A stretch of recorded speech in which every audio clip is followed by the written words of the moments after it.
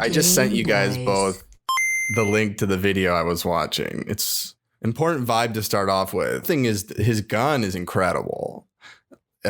His gun has got some bling on it or something. Yeah. Oh, that's an extender. That's a clip extender. Extender. Yes, I should know. I play enough Warzone loadouts. I should have recognized that. But it's like style. This guy's got a battle pass. Oh yeah, big battle pass energy coming off this guy. What is that? This is just a fun game they play. Is this fun? It's fun. Look, they love. I mean, they're all on the same page. It's true. Everyone's got a gun ready to rock at a moment's notice. But they're also they recognize it as a joke as well. Oh yeah, it's clearly a bit. It's a bit. It's great. This is. Oh, I don't know if that was a bit for that lady. Yeah, Jesus. Well, I didn't like that one. Oh. Okay, that one's got to be a bit. That one's a bit. Okay, well, one of those wasn't a bit, and that's the danger of this bit. So, you know. That's where carrying a gun and pointing it at people goes wrong. I saw the error of my ways. You know, I'm glad we watched. So the video I was telling you about, Griffin, before we watched this one was it was like in some game. I couldn't tell what it was, but there was just one guy and he was like using voice chat to be like, Simon says, turn left. Simon says, turn right. And there were like 7 other characters on the screen. And if people did the Simon Says thing wrong, they just got shot and died. And it was just like a slow trimming of the fat until there was just like the one guy left. And it was like, celebrate, hooray. You win Simon Says. And they did that in a video game? Yeah. Yeah, now that's basically what these guys are just doing IRL. Yeah, I know. These guys are like the next level. Yeah, and I guess that's why it's not as fun. Yeah, I guess that's why it's a little scarier. I can't, when I get scared, I laugh. It's hard to tell if it's funny or just scary. That's why Griffin's known. Oh, yeah. Oh, yeah. Oh, are we shredding some papers? What am I hearing? We're shredding some Gameboiz Natalie's files. making Soylent. Oh, Natalie's making Soylent. It sounded like you were Natalie bought like a month and a half supply of Soylent. Oh, damn. How's it going? Have you tried it? I mean, it tastes like pancake batter. Yeah, there are worse things for something to taste like. Yeah, that's pretty good. Isn't it that famously made from people? Yeah. Yeah, people taste like pancake batter. No, I mean like the instant pancake batter that you buy. What was that movie though? Soylent Green. Soylent Green, yeah. And they're just like, yeah, we can make this These brand people better. are like, the memorable part of this title is green. No one's gonna remember Soylent. Yeah, it's a cool movie about how good and cool it is to eat people. That was the whole point. I remember my favorite line right at the start of the movie when Charlton Heston says, "You know what I love? Drinking people." That's why he's so happy at the end when he yells, "Soylent Green is people." Yeah, he's so happy. Do you think they could? Great news. They should have turned that into a commercial right there as free advertising. Ooh, that tastes good. It tastes good. People taste good. People taste good. You heard it People here taste first. if people do taste like pancake batter, then we've been gaslighting Hannibal for a long time. Natalie, come drink Soylent directly into the microphone. Yeah, let's see what it sounds like to drink Soylent. Can we get a slurp? Some slurp ASMR right now. Auditory slurp memory responders. ASMR. Damn. Hey, we're back, boys and gals. Yeah, welcome we did it. to another episode of the Gameboiz podcast. We're still loose goose, and shit, also. She's coming. Oh wait, is it just time for the slurp? Soylent Hell yeah. Yeah. 2.0. Do it. Here I go. Here we go. Oh yeah! Wow. That's a slurp. It tastes a lot better with the raspberry. It like makes the sweetness feel like it has a place. I imagine. Yeah. That checks out. I like a berry pancake. Hard to think of something Lot a better? raspberry would ruin. I think it's a lot better. The pancake batter tastes just kind of Maybe like a sweet and sour shrimp. Yes. That would be a weird combo. But yes, it's the Gameboiz podcast. We're back. I'm Lux. He's Griffin. and it's warm. Here's the cool thing about this episode is we're sneaking loosey-goosey, and more importantly, for the first time ever, we've got a guest doing back-to-back jacks. Rory Blank's back again. Second week in a row. What a world. Hey everybody, I'm extremely available. I mean, for podcasts. My girlfriend is in the room. Has she played Disco Elysium? Can we get her on as well? No, wait. Natalie, can you describe your thoughts on Disco Elysium? It's funny voice acting. Can't lie about it. What are your thoughts on the game? All boys want to do is play Disco Elysium and lie. I'm too busy playing Animal Crossing. Okay, yeah. Oh, we could do an Animal Crossing corner maybe in a little bit. Fair enough, yeah. If Natalie wants to jump on and talk about Animal Crossing, we've been doing regular Yeah, you updates. want to jump on it a little bit and talk about Animal Crossing? I play in a way that people don't like. That's what we love to We hear. can talk about Perfect. like, the moral implications of time travel, but Oh, yeah. Let's do it. We'll Okay. get there. Yeah, Natalie, we'll try and Shanghai you onto this in a little bit, but first, Yeah, I'll give you a honk on the horn when it's time. we have something of a topic this week, more so even than last week, which is Disco Elysium's out on Mac, baby, and it kicks ass. Hell yeah. Yeah, I bought it during the last episode. It's true. There's a real distinct continuity from there to here for sure. It fucking rules, you guys. I love it. I love it even more than I like. You couldn't have pitched a game more in my Q zone, I feel like, than what people told me this game was, and I love it even more than I expected that I would. Right. Yeah. It's tight as hell. I think my number one takeaway from the beginning is just like when like the sense of just like narrative ideas, philosophy, like it's like and comparing that to like what it's like on console gaming, like it made me think a lot about the difference between like the ideas that can occur on a console and the ideas that occur on like PC games, and they're wildly different. Like in like on a PlayStation 4, like the greatest thought you can get like is like fucking Call of Duty, and they're like, oh yeah, being a child soldier is terrible. Let's do a level where you play as one. Like that's about as like good as it gets on consoles. And then like over here, I'm like talking to a character about advanced race theory on like level 1. Yeah, that guy fucking. It's wild. It's incredible. These PC people, they're operating on different wavelengths. Yeah, I mean, it does do kind of medium as the message thing where like you can make a game with big ideas and less graphic sort of like ambition on PC. And this game looks awesome. It's just not like high tech graphics. It's like really cool stylized graphics. And you can do it on PC in a way you can't go with on console. And console leans so much more into like you're playing this on like a 4K 60-inch TV. So what we want to give you is a big vista and a cool dragon.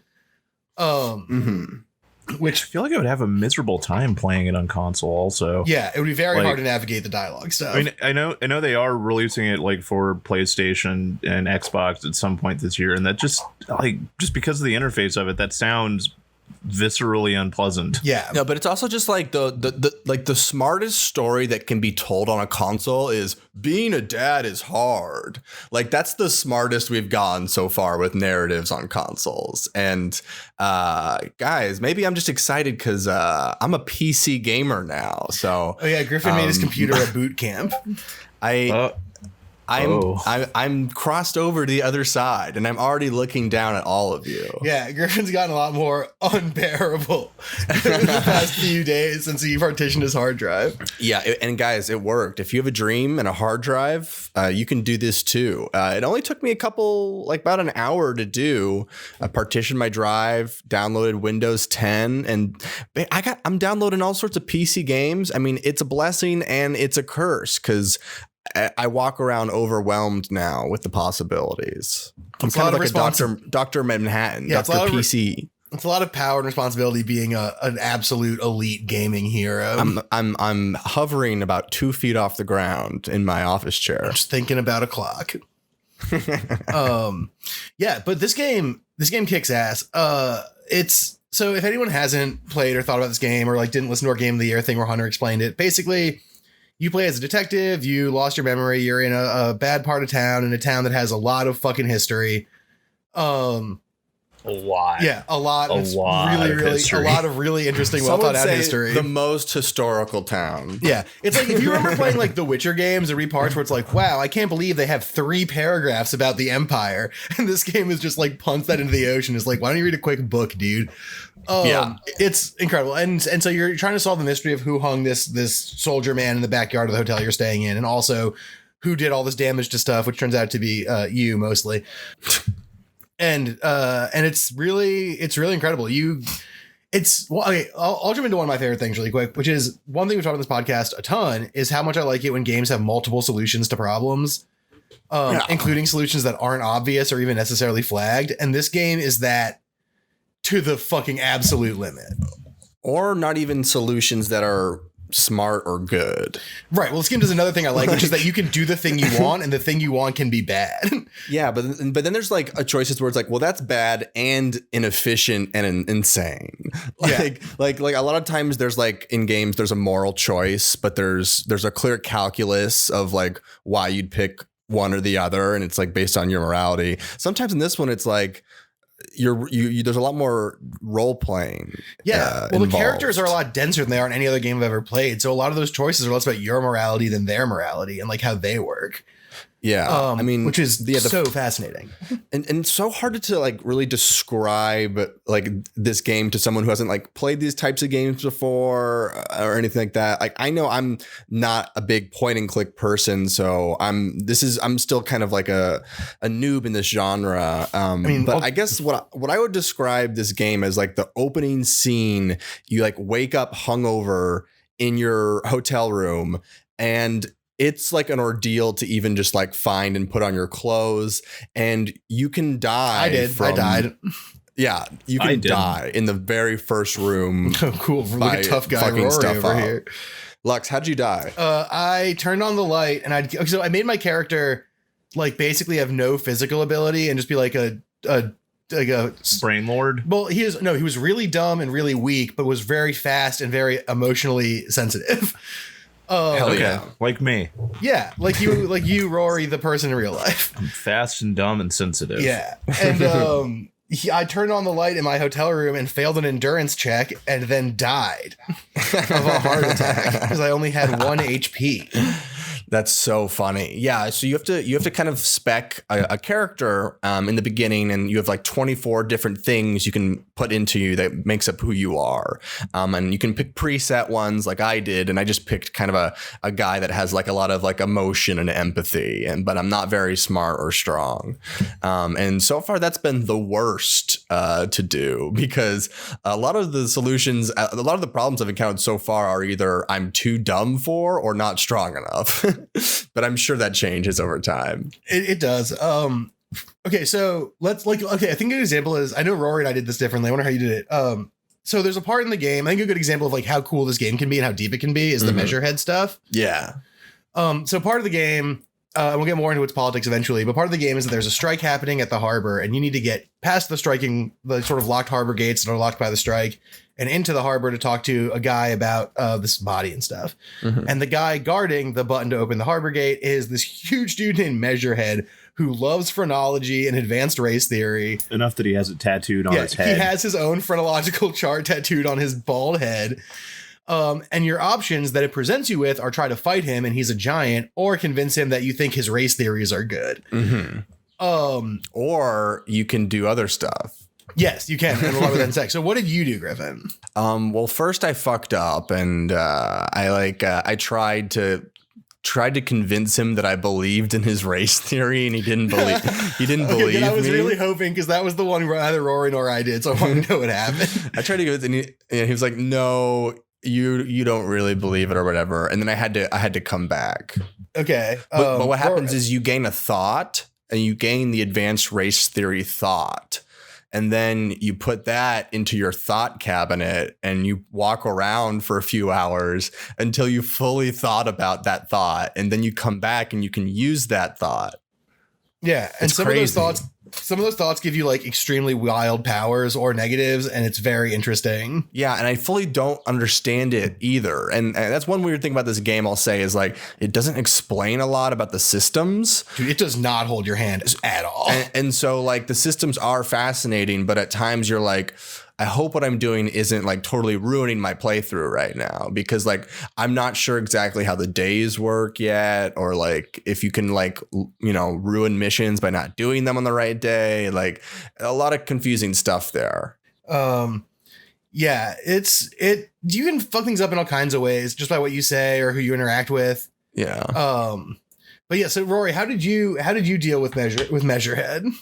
I went through every single dialogue option about his racial beliefs, and then tried to fight him, and he like crushed my hand.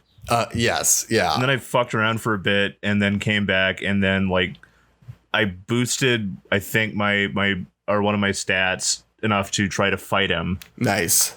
And first punched him, and then gave him a spin kick and shouted "Disco Fire," I think. And then you made it past. Yeah. I think like one of his cronies says something about like acknowledging you as being a superior person since you incapacitated. Nice. That fucking rules. So that's cool. That's crazy. I love the spin kick. That's a really nice detail. That's amazing. I was far too weak to try to fight him. I had a 3% chance of success. Mm-hmm. And I refused to become a racist. So I was like, I will come back to this when I figure it out. And eventually I found that you can there's a crazy weird kid in Kuno who's kind of tragic and kind of sad, but also a fucking psycho. Jesus. In the backyard, and you can find the path to his hideout, which leads to the roof. And if you do a good job, you can jump from the roof to the back of the harbor and climb in that way. Yep. And that's how I got in. Which has made my whole game be at a really weird pace, because I spent a lot of time doing side quests and like weird groundwork things day one, because I was like, I can't get past this guy. And then day two, I accidentally sent my partner, Kim Kitsurugi, your co-cop, Kim Kitsurugi, I sent him away to take the body in for processing. And so I was just been solo dolo on my own for a whole day. Yeah. I got a lot done, but it's like, it's really crazy how much it changes the flavor of stuff. I fucking love Kim. I love Kim so much. He's the perfect foil to your mess. He's like this like put together like guy, but he has an interesting backstory. Like I think the first time the game like really like kind of like jaw dropped me on terms of like what topics it would cover wasn't even Measurehead, but like the first time you're walking towards the strike and there's like a taxi guy who like says something to Kim, and then Kim just like calls him out for being a racist and talks about like how which people came to, you know, the area first, and it like just got super heavy super quickly, and I was like, damn, like this game is just gonna go there. Like I was like, okay, yeah, I have not played a game like this. But yeah, all the characters are very well fleshed. It's fucking hilarious to hear like Felix Biederman be like the scab leader. Yeah, right. I didn't know for sure, but a bunch of the Chapo guys are like throughout this, and like play characters throughout, right? Yeah, Felix is the scab leader, which I think is hilarious. And if you question the scab leader enough, it's pretty obvious that he is not a worker, but was hired by the company to like lead the scabster. Which is very funny. Virgil Texas is the smoker guy on the balcony. Yeah. And I think there's a few more people in there too. It's really funny. But the game is I mean, I don't like it's like a pretty outwardly like socialist game, I would say.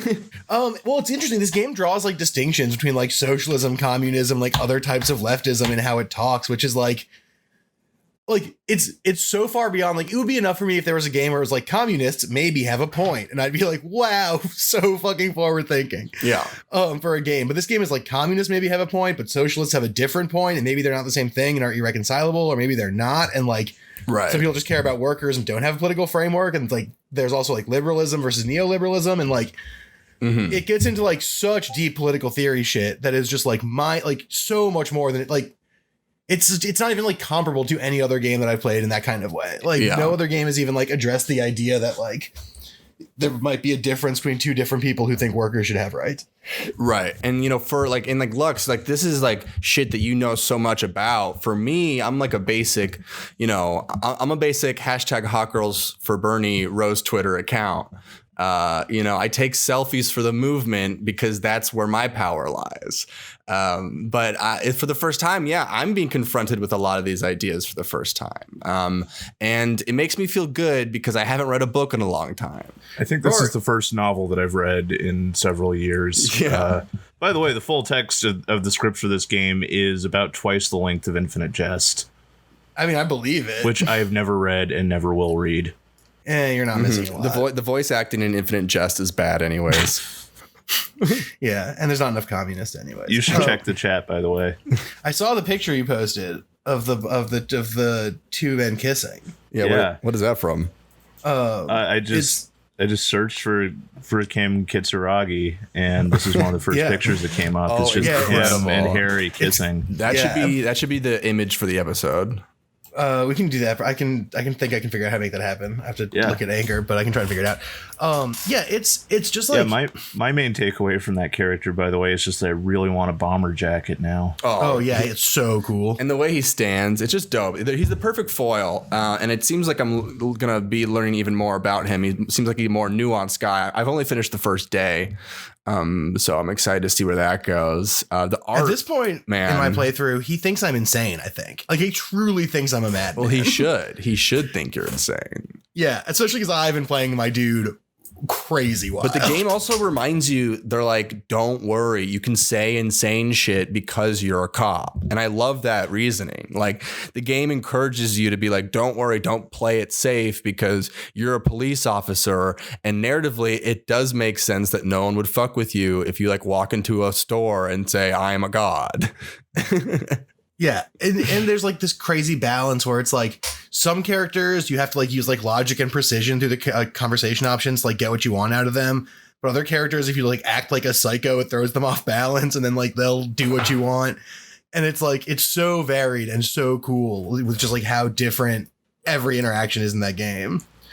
Shit, there's a lot. Okay, so there's a lot of fan there's a lot of Kim and Harry fan fiction. I'm sorry, I don't know anything about politics. I've kind of just gone down the hole of looking for this is good. Harry, Kim / art.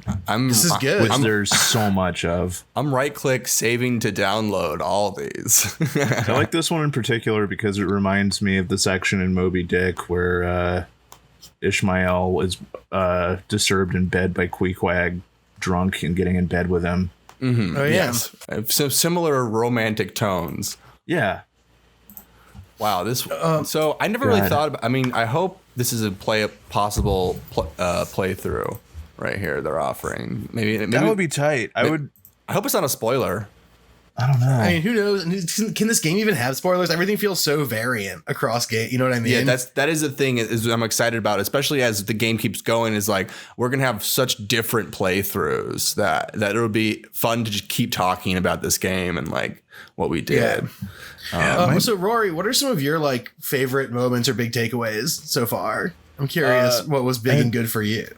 The biggest thing so far for me, honestly, is that I end up feeling paralyzed by it a lot because there are so many different options for how to go through every conversation.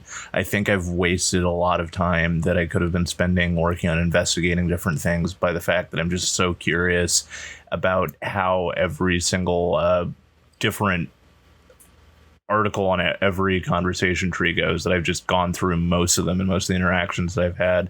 Yeah. And anytime it comes to any kind of bifurcation where like there's some sort of decision I have to make, I end up getting like just panicked about it. That's a true thing for me too. I mean, I've not been quite as paralyzed as you're describing. I've been okay making choices, but there are times where like I have to like walk out of the room and go have a cigarette. I mean, because the game is based on dice rolls. So for people who haven't played it, like all the big decisions and dialogue and big actions you can take are all dice roll determined by your skills. So if your skills are low, you have a shitty % chance of doing something. And if you up your skills, then there's a higher % chance. But like I've fucking failed on like a 72% chance and stuff like that. Oh yeah, Well, that's devastating when that happens. Devastating. Yeah, it's brutal. I finally figured out what the math is of the dice like Okay, an hour and a please half ago. Explain it to me Okay. if you can. So the target number you're going for is affected by like various things, right? So like it'll be like 12. It'll be it'll be like empathy 12. Mhm. And then it takes your empathy stat, whatever that is, and then you roll the dice and add those two together, Mhm. and that gives you the number. And do you have to equal the number or beat the number? I think you have to equal it. Okay, or beat it? Yeah, equal or beat it. Okay. Interesting. And so then it's like, say there's like an empathy 10 challenge and you have 5 empathy, you'd have to roll a 5 or better on 2 dice. And so that's pretty cool. Then also throughout, there's like a million mini modifiers where it's like, if you like, I was able to connect and empathize with Kuno, the kid in the backyard, because I punched him in the face and it earned his respect. And so when I clicked empathy, it was like +1 for earning his respect. And so like so there's like these mini modifiers in there too. So it's like hard to keep track of and guess everything, but I figured out how they compute the percentages, and that made me feel like so much less insane. But they do add those modifiers if you hover over. It says like, oh, +1 because you did that and stuff. So like when I went to go talk to the union leader, because I sat in his chair, it gave me -1 confidence. Yeah. I think it like damages your morale and health to sit in the chair for too long. I know. I was like, God damn it. Why did I sit in this hell chair? This hell chair is draining my health, my morale, everything. Yeah. I don't trust that guy. Yeah, me neither. But he's like, it's tough. It's tough because there's not like it doesn't seem like there's a truly good left character either. But everyone seems evil. Everyone seems like fucked up. I think that's an important lesson that also needs to be taken into account on its own with characters like the union leader, because if you go through several historical conflicts that have happened, the leaders of unions are not necessarily on the same side as the members of the union. Yeah, that happens a lot. That happened in 2019 a lot, and 2020. Yeah. Hey, and I was thinking about like hey, WGA, wars. how are you doing? Good to hear from you. Yeah, totally. He's really sketchy and gross, and the morale shit I love. So my guy's gotten like the hardcore communist thought trait. Yeah, the Maslowian economics. I did that too. I thought about trying to also internalize fascism just because of the fact that I have communism internalized currently, and I want to see if anything would happen if I tried to internally synthesize both thoughts simultaneously. So here's something I'm confused about, guys. Stalin. Is like some of these thoughts, they don't show any positive buffs. So why do I internalize them? Most of them give you a negative buff while you're learning them. Oh. And then once you've internalized them, give you a better one. So like I had one that like made me distracted, so my logic went down, but then when it finished, it gave me perception +3 and like something else -1, which is like pretty strong in this game. Oh, okay. Yeah. So I think the best one that I've got is Superstar or some kind of Superstar, where if you like just follow every tree option where you say that you did something because I'm a superstar cop. This is what a superstar cop would do. While you have that thought like internalized, you get a -2 to logic, but after you're done, you get like a bunch of different buffs. Okay. Cool. So the thought cabinet is like the best way to up your skills, really. It's the best way to make big jumps, but it's less predictable. Yeah, and that's what's so crazy about this game is like, I'll admit it, I fucking died twice, once from health and once from morale, and lost like 45 minutes of progress. I've sucked died several times. Gotta be saving, dog. But yeah, I think for like real. In the middle of trying to get the body into the fridge, if you did that. Oh, I didn't, because I didn't get it down until like 11 at night, and Kim was like, "We're going to bed," and I was like, "Okay, I will." Well, you can do it the next day. Yeah, I just had to take it for processing in the morning. I was like, "Fuck this fridge, I don't need it." Yeah.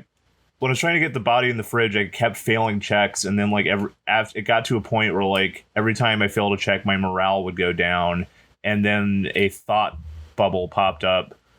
There was just something like the word "fuck it," and if I tried to like argue against it, but it kept going and giving me like increasingly bleak and pessimistic options on what was going to happen, and then just it faded to black, and then the newspaper thing popped up that just says like "cop gives up." Yeah, right. So when your morale drops, there's like a newspaper that says like loser cop gives up, headline, front page headline. When I turned on that light and things went wrong for me, it was like cop suffers heart attack in decrepit hotel room. But yeah, another frustrating thing was like, okay, they didn't tell me that you have to click the health thing to like up your health or your morale. Like none of that stuff is explained to you. And it seemed like a modern game that would like auto save like constantly, but it doesn't auto save that often. So yeah, I like lost a shitload of time that I put into it, which was fucking annoying. I had to backtrack after I gave up on trying to put the body in the fridge. Now, can you scum save where you like literally save before every decision and like keep rolling to try to get a different outcome? You can sort of. You can, as long as you're not like actively engaged in a conversation, you can save. So you could hypothetically like almost do that. Yeah. I've been tempted to do that. I haven't done it yet, but I've been sorely tempted at a couple spots. Mm-hmm. But it's like, and the other thing with the thoughts, by the way, that I just want to talk about before we get too deep into the other stuff is that they also give you like powers outside your stats that are really good sometimes. Like I get an experience anytime I click on a floating sphere right now. I also get, and like floating spheres are like when you notice things, there's like special details you can get to click on those. So I get an XP every time I click on those. I get XP every time I say the communist thing. And how do you get I got one that lets me zoom out 20% further with like with the on-screen like engine lets me zoom out. Where did you get those? It's White Morning, Maslowian Economics. White Morning is the one that lets me zoom out further. Maslowian Economics is the communist one, and I forget. How do you unlock new sectors of the cabinet? You can spend points. Let's say way you level up. You can either spend points on skill points or categories in the cabinet. Crazy. But yeah, so like the 20% zoom out thing kind of blew my mind because it like totally fucking changed the way I approached the game. Because I used to be like, I see this small area and I move around and I hold down tab and look what's in there. But now I can like see like almost a full block and just like hold down tab and be like, here's everything that's there. Mental map. Let's do this. Yeah, for sure. And it's a really cool, and it's a really cool approach to like upgrades because like they're really looking at like every possible avenue of ways you can get stronger without just like bumping your stats up. Right, totally. I also have -5 authority on my character right now because of the thoughts and clothes that I have, which is hard. The other crazy thing that's like unlike any game, we've seen like dialogue choices and like conversations before, but this is the first game where I've seen that your brain is literally talking to you. And items do. Yeah, like items do too, and that's like the trippier part. But just starting with like the different aspects of your brain that you put, points into, they're all talking to you during situations. So like your like empathy will talk to you, but then your authority will kick in and they'll say something, and it's kind of like if Inside Out didn't suck. Yeah, totally. It's like if Inside Out was a lot more like snarky and rude. Also, playing this game in COVID is kind of interesting, because the game talks about like these plague problems for a little while, which is like, classic parallels. But the other thing that's kind of fascinating is that like it's even harder to empathize with like the liberals in this game than it would have been like a year ago. You know what I mean? They're like saying shit that I like hear on the news. Yes. All the time. Right. But they're standing in like a bombed out country and it's like, fuck, that's where we're going to be. Yeah, totally. And it's pretty fucked. Now, a question about the politics. Is this a fake world completely? Like, just like fake countries, everything? Yeah. It's very reminiscent of like Soviet bloc countries, and I think that's intentional. Yeah, but I'm confused because it seems like I was trying to place it, what part of the world it's inspired from specifically. I mean, definitely Soviet bloc stuff, but then there's all this ocean stuff, so it's like Balkan states maybe. Yeah. Which is also Soviet bloc area. It's just like a really fascinating place because the game, I mean, we talked about the history, touched on this for a second, and it's like it's the story of a lot of countries that exist in the world now where there was like a kind of autocratic monarchy situation. There was a communist revolution. It seemed to be going okay, and then some large multinational liberal entity was like time to do interventionism and like did a war. Yeah. And then now it's like a slowly reconstructing liberal nation. Mm-hmm. And like that's such a fascinating fucking setting because like the reason everyone is pissed is because everyone lost. Like, right. There was a revolution and nobody won. Yes. Because even the coalition people that run everything, like, had to like make a bunch of concessions to the people and like have a separate police entity do all the policing stuff. Like, there's no winner. So everyone just seems like bummed as shit, and like reasonably so. Yeah. It's crazy how like all those intricacies of like the ramifications of war and politics, like that was like just like in like 3 or 4 hours of gameplay, and I got all of that. I'm like, this is crazy. Yeah. Like how much they're jam loading you right at the top. Yeah, it's crazy. Speaking of the top, here's a fun question. Is there anything you guys did at the beginning that now that you've played a little bit, you're like, oh, I should have been more careful about that? Well, I'm really mad about the fact that I sent the body away when I did. I really wish I'd held off on doing that just because I really wanted those fucking boots. Oh yeah, I got them shits. I wish I hadn't thrown the bool in the water. Yeah, feel bad about that too. Very funny, very trippy. Like they really communicate what it's like to be drugged out and hungover and not fully aware of a situation. Yeah, they do a really job of you being like, oh yeah, I can participate in this game, and just you totally fucking ruin it. Like I'm helping. Like, and you get like the positive check thing, and the screen turns green, the music starts to play, and then it's just like you do the thing, and they're all like, what the fuck? You threw our ball in the bed.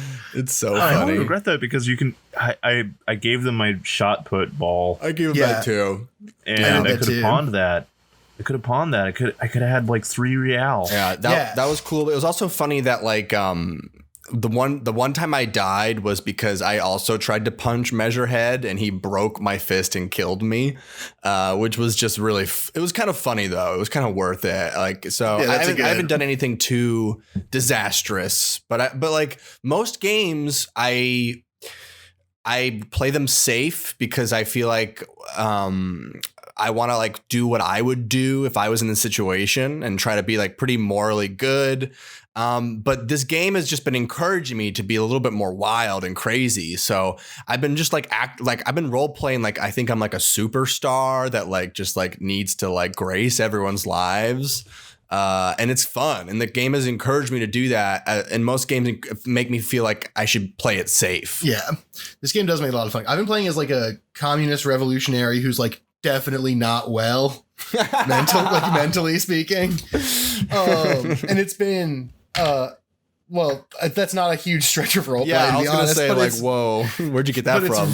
It's very fun. And yeah, he's fun to be me. This guy's a little more hardline than I am about some things. But it's super duper fun, and it's so easy to like fall into the role play because like so at the beginning I was like desperate to find money because you owe like 130 real to the hotel guy. Yeah. I eventually got that solved because I got the rich lady to give me some money, which was nice. How'd you get her to give you money? By doing a good job at talking to her and then getting a good roll on the roll. You talk to her and then you're like, here, rich lady, can I have some money? And then she's like, what? And then you have a volition roll where your brain is like, you're too dignified to beg for money. And then you have to roll to be like, no, I am not. I refuse to work for her. She looked she's just like, I just saw her in the Final Fantasy game. Oh, I turned down her job. I just took her money. But I figured that out. But before I figured that out, I pawned like everything I could find to make up the money. And I ended up pawning a bunch of things that were like inroads to meeting people. Yes. And so then meeting them has become like a real like annoying challenge because I want to like get in good with all these people. And it's like, oh, I sold the photograph I found of like the sad soldier man. And so now I have to like really get into his brain to talk to him at all or whatever. Mm-hmm. Which is awesome because it's like a lot of times games are frustrating when they're like, you have to serve multiple masters as far as what you're doing. And it's like important that you get money, but also talk to everyone, but also level up, but also get items, but also Right. It can be really hard to manage. This game makes those trade-offs feel like intentional and fun in a way that like I really fucking love, that I like cannot get enough of. And it's like sometimes as I play, I get less and less, I guess, disappointed about the mistakes and more accepting that this is just my playthrough. Yeah. I mean, I'm definitely going to do it again as like a really smart, fast, dumb man. I want to do it as a strong man, as a really strong person. Yeah, I want to finish doing it as a psycho and then do it as like a weird idiot. Yeah. How long is this game? 40 hours. Oh, that's the length I love. Well, I mean, I'd play this game for 100 years, but a 40-hour playthrough sounds fun, and then 2 or 3 of those sounds like right. Yeah, you have enough time. You have enough time to do it right now. Now's the fucking time to just go ham on it, right? I don't. I got a whole list of PC games I got to play now, boys. I just downloaded XCOM Chimera Squad. Oh yeah, have you played that at all? This is good. What is that? It's like it's a new game from it's like after XCOM 2. It's a fun premise because essentially after the events of XCOM 2, they've decided that like aliens and humans will live together in harmony on Earth. And you basically play as a SWAT team of like human alien hybrids. So some of your squad like has like alien powers. And what they did, the main big difference between this and other XCOMs is they changed the turn system.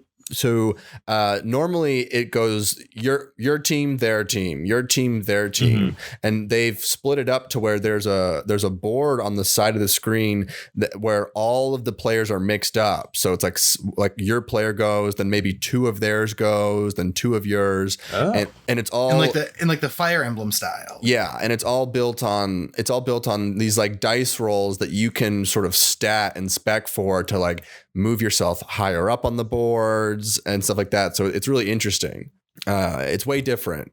And so that's been cool. And then I just bought XCOM, but I really want to check out Gears Tactics because I've been hearing very good things about Gears Tactics. Is that like an XCOM-y game, but set in the world of everyone's favorite Gears? Yes, everyone's favorite Michael Bayhem game. Yeah, people are saying it rocks. Do people still have chainsaws on their guns? You bet your ass they do. Okay, that's like that innovation. Honestly, when I was a kid and that game came out, that was like mind bending. Incredible. I used to play Gears of War 2 online tournaments. Holy shit! Pro game. You don't even need a PC to be a pro gamer. Yeah. I mean, back then. It's in your heart. It's in your heart forever, like Worms. That's true. Yes. Oh God, I'm so excited to play Worms now that we figured it out. Because not only, guys, little tip here: if you want to play local multiplayer with your friends online, you can with this thing called Parsec. It's Parsec. Me and Lux figured it out the other day, and we were playing some local co-op at the same time. It was pretty good. Yeah, it's pretty wild. It's unlocked a lot of possibilities. We're growing stronger every day with our tech. It's true. It's undeniable. I want to get some more from Rory on Disco Elysium while we're here, since we got a guest who's playing on it. So, like, Rory, is there anything like specific that jumped out at you that you want to talk about? Because I know you've been messaging me about things you liked about it, but anything you want to talk about in the pod zone? I'm sorry. I literally just woke up and hadn't thought about what I actually had a question for Rory, because Rory's an art guy, dude. Oh yeah, great idea. How would you describe this art? Because I am sort of like transfixed by it, and it's like I want to get that perk so I can just zoom out even more and just take it all in. I mean, I don't know anything about contemporary schools of art. I would just describe it as cool. Okay. Cool and good. So the contemporary schools that I know are New School, Eugene Lang. You got pointillism. You got expressionism. Gallatin. I'd like to bring up this image for contrast. And Roy's a visual guy, so if we saw this one already. There it is again. I've once again sent the group chat the painting of Kim kissing Harry. It's good art. It's really good. I mean, this one in particular, I think, really nails the visual style of the game and the game's art. Yeah, the game has a real, especially in the character portraits, is a real like impressionistic thing going on, where like you don't get the whole image of stuff, and it's just sort of like they're all kind of blurry. Mm-hmm. And your brain fills in the gaps in a way that's really fun. God, have you tried to remove the awful smile that you have? No, I don't know how you do that. If you look in the mirror long enough. Wait, have you looked in the mirror at all? No. Oh, okay. You got to look in the mirror. You got to look in the mirror in your hotel room. Okay, I'll do that. You'll make a discovery. You'll make a big discovery. I kind of thought that when I found my badge, I'd get a new face. No. Incorrect. I found my badge and nothing changed. I was like, oh no, my terrible face. No. You look in the mirror and you have to work on your face. After arguing with yourself about whether or not you want to actually acknowledge what you look like, you see your own face and you have a horrifying frozen grin. Oh no.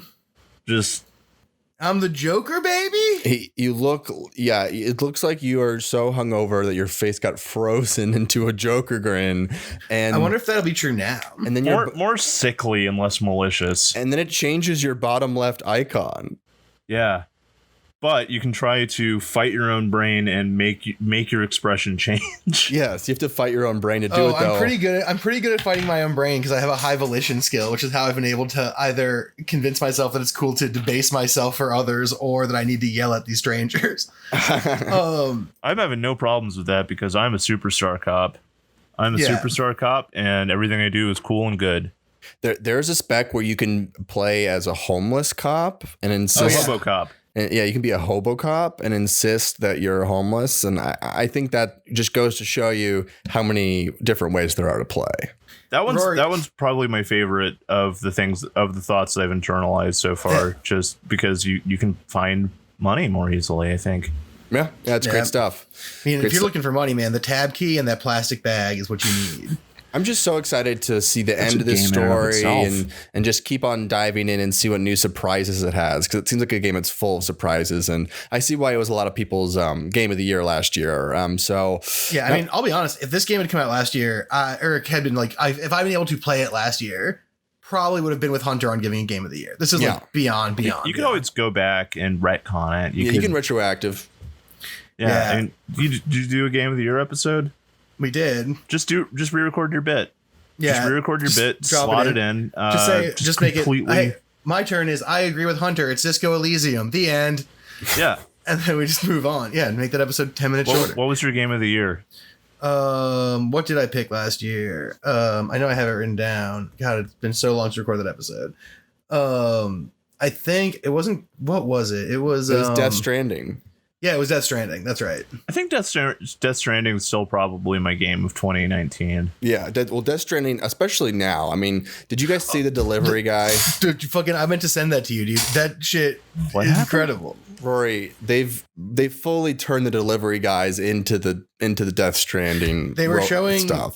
A delivery guy in China who walks with a robotic exoskeleton that has like the lifty boot things from Death Stranding and a giant back thing filled with packages, just like in Death Stranding. That sucks. It sucks so bad. It's fucking crazy. It looks so exactly the same that I'm like, Kojima should be making money off those. Yeah, Kojima should just be president at this point.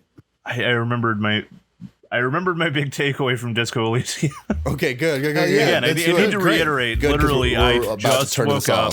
I'm about to. For context, before Rory gets into this, Rory woke up and I pinged him immediately and was like, "Hey, our guest who was supposed to be on Hunter, fucking bailed at the last minute. Do you want to talk about Disco Elysium? Because I ain't been playing it." And he was like, "Okay, I'll drink my coffee." And then that was like 10 minutes before the episode started. Hunter zero time to try to collect my thoughts or develop any kind of like thesis about my thoughts. Hunter's a lot like the detective in this game, so he just didn't stat right for this episode. I mean, I would say maybe the greatest preparation I did for this is that I also was up until like 5 a.m. and had a few beers last night, and then just immediately woke up and got into it.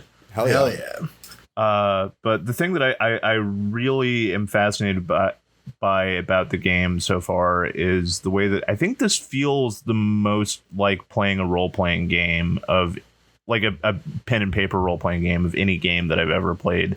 I know this is contentious. I've argued with Lux about this a lot just in my real life. I don't like RPG video games. I don't like Final Fantasy or anything with like turn-based combat in it. Just immediately bores me. Yeah, you like some role-playing games. You like the Yakuza games. I mean, that's a different kind. Are you referring specifically to like the newest one which has turn-based combat in it, which no, is not. I was saying that turn-based combat's always been like the thing we fought about less than role-playing games that were. Yeah, I mean, if you like zoom out, there's the idea of a role-playing game like really broadly as being anything where you're like hypothetically playing a role. Yeah. Counts as a role-playing game. Oh, sure. But I meant somewhere in between turn-based combat and that, but sure. Yeah, I see your point. What I meant specifically is like, especially with things like, say, Final Fantasy, where like the primary mechanics of the way combat works is fundamentally meant to like simulate what combat in like, say, D&D is like. And it sucks and it's boring and I hate it. I mean, fair. And that's your thesis about Disco Elysium, is that you hate RPGs. Well, okay, so the way that the reason why I don't like turn-based combat in RPG video games like that is, if you're playing like an actual role-playing game with friends, like say I've been in a game of Call of Cthulhu for the last couple of years, turn-based combat is like really interesting because you have time to think about infinite things that you could possibly do in that situation. Yeah. And in like, say, Final Fantasy, you're siloed into like 3 different decisions you could possibly make.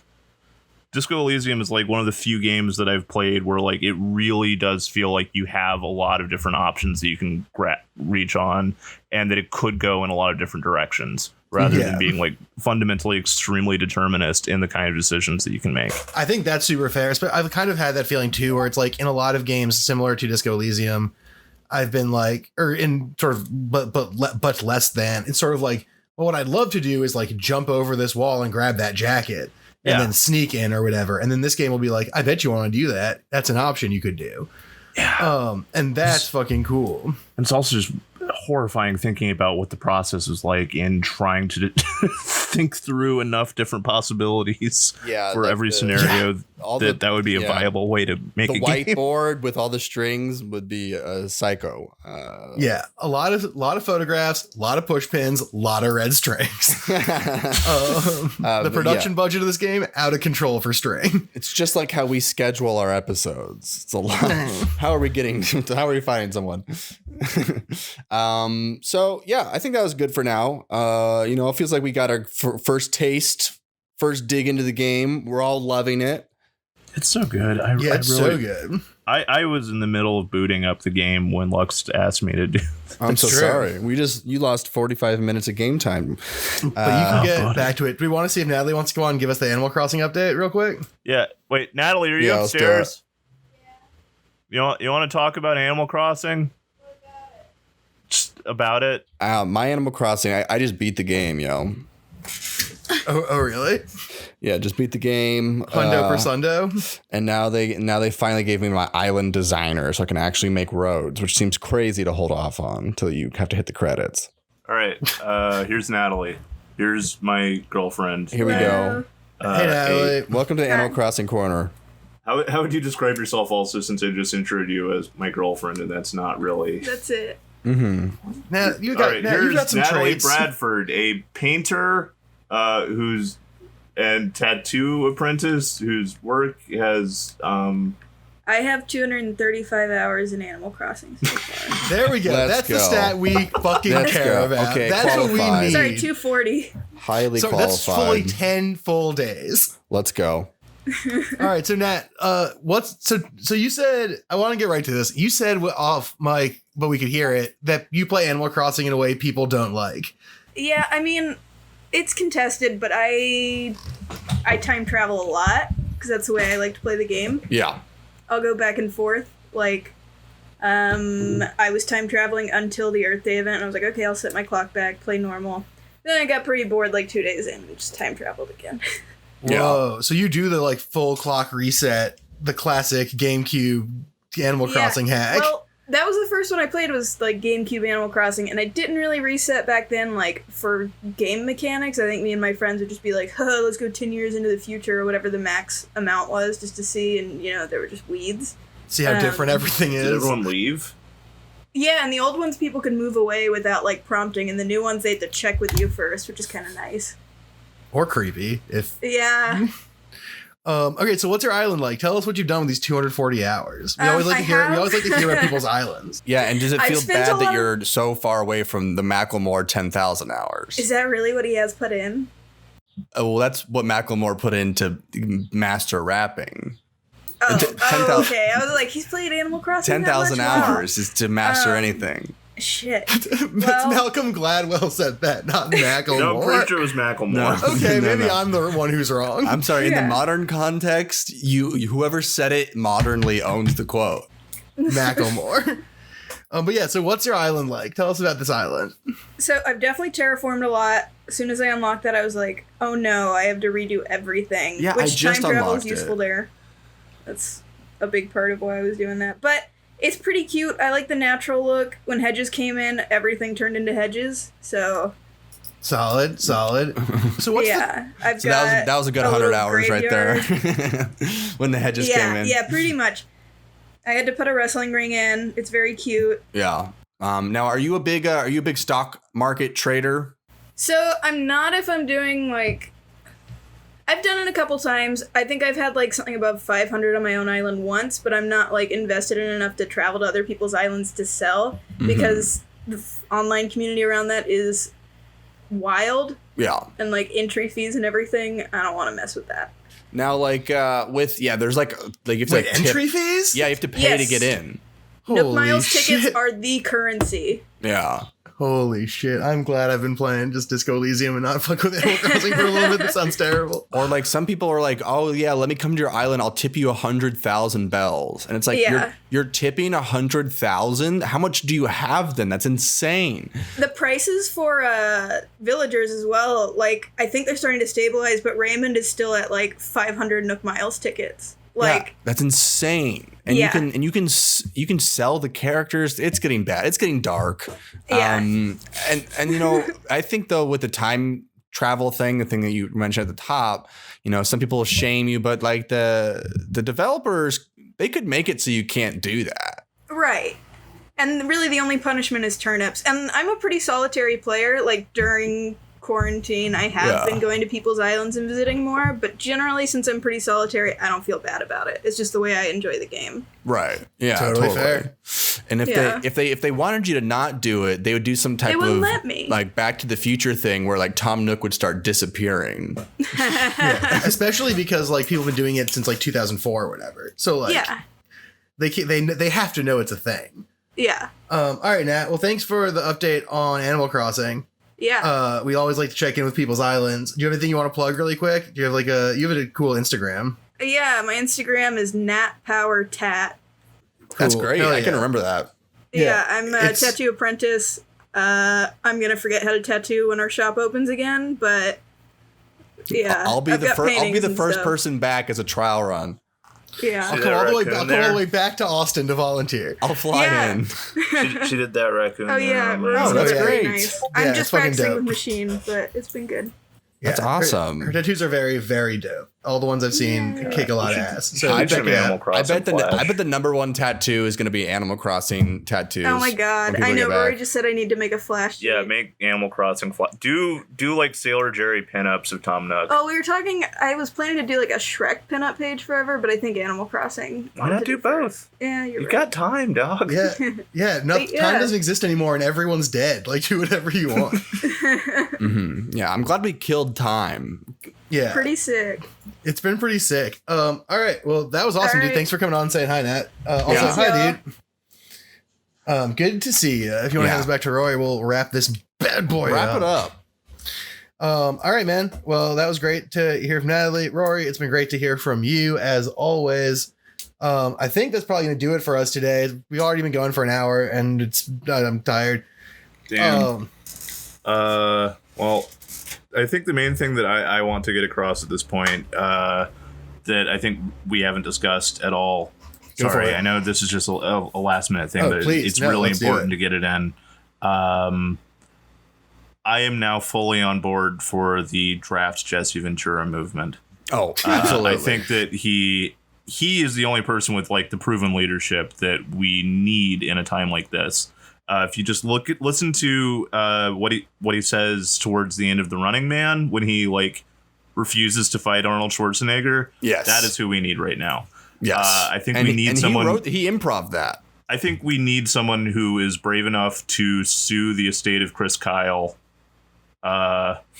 Yeah, I think end of sentence. That's what we need. I think we need someone that looks like one of those Halloween haunted house props of an old farmer man, but then you pumped it with steroids and made it like a living thing. God, yeah, no, he's turned into muscular crypt keeper.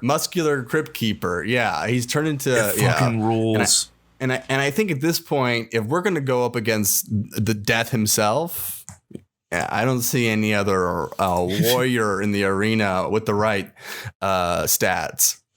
Yeah, no, I think you're right. I think Jesse Ventura's best bet to take Biden down and do a little bit of wet work, if you know what I mean. We go Ventura. He'd never do it, but we go Ventura and Bernie for VP. The Ventura Bernie ticket is all I want in my world. Be so much yelling. Yeah, great. It would be powerful. It would be like Passover. I love it. All right. Well, Rory, you can, if you want to refresh people's memories on the websites and the Instagram real quick and the Twitter stuff. I'll do them. Pisscastle.com, skeletorwizard.com. Skeleton Wizard. The most important one to remember is garfieldxxx.com. Mm-hmm. Oileduppleatherdaddies.com. Yeah. And at Pisscastle on Twitter. Is it also at Pisscastle on Instagram? No, it's at Rory Blank. I can't get at Rory Blank on Twitter. Somebody else has it, and they got their account suspended permanently. Oh, that sucks. That is the main reason why I'm Pisscastle on Twitter, is because I can't get my own name. I can't get my name either, and I'm considering a handle change during the quarantine. That's how psycho I feel. Yeah, I mean, mine's changed. I'm at Tailboy now. Griffin, aren't you just Griffin P. Davis? Yeah, and I think it could be so much more. But that is your name. I just wanted it to be Griffin Davis. Oh, because you hate P. No, I love the P. But you can't fit Patrick in there. Yeah, but you got P. Anyways, I'm going what for. What about just being P, Dave? I'm going for Pisscastle_Griffin. It's my new one. So yeah, that sounds good. You have to sign a franchising agreement with me before I can relinquish that name to you. It's like FaZe Clan, right? Yeah. You remembers? I think it's time to branch out. Yeah, go to twitch.tv/choomroom, Mondays, Wednesdays, Fridays. We're doing all sorts of different stuff. We're experimenting. Tonight I'm doing a stream from the bath. So who knows? Who knows what's going to happen next? Cool. Check out NEAS. I've been doing more work for Not Even a Show on YouTube during the quarantine, so go check them out. Mm-hmm. We've been hitting Gorka. We've been hitting all your favorites. We got Shapiro. We got Hannity. You got them on the show? You got him on the show? We pranked him. Really? You pranked Gorka? Dude, we pranked Gorka. I've made $100 off of pranking Gorka. I gotta go check this out. Yeah, you gotta check out the show. Not Even a Show. It fucking rules. I didn't give you Alex Jones's phone number. We can't use it on the show because we have to use stuff that they're already broadcasting. So we have to hit him on his actual show, which is pretty tough.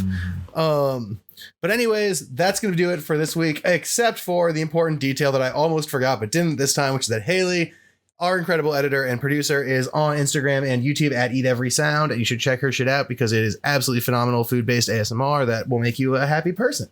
Unless you don't like food sounds, in which case stay away. But otherwise, that's going to do it for us this week. My name is Lux. I'm your host. Your co-host Griffin Davis. Your guest is Rory Blank. Your introduction music by Matthew Morton. Your editor and producer is Haley Clement. Your art is by Brittany Metz. Goodbye, Internet. We love you very much.